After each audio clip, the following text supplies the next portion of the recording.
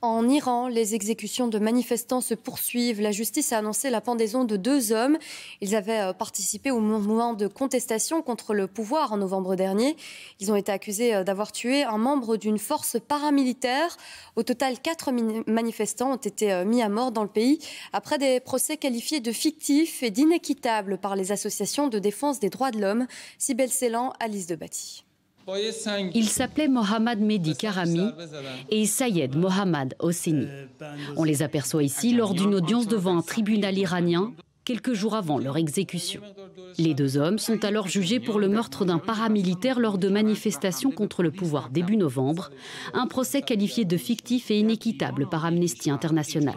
Comme dans la plupart des cas, eh bien, le détenu, le condamné, n'a pas eu un procès où il a pu se défendre, où il a pu avoir accès à un avocat de son choix. Et on le voit dans un grand nombre d'autres cas qui ne concernent pas forcément la peine de mort. Il n'y a aucune justice équitable en Iran aujourd'hui.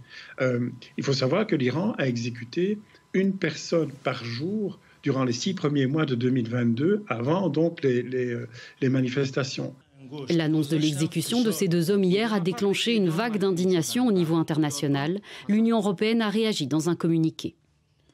L'Union européenne demande une fois de plus aux autorités iraniennes de mettre fin immédiatement à la pratique fortement condamnable consistant à prononcer et à exécuter des condamnations à mort contre des manifestants.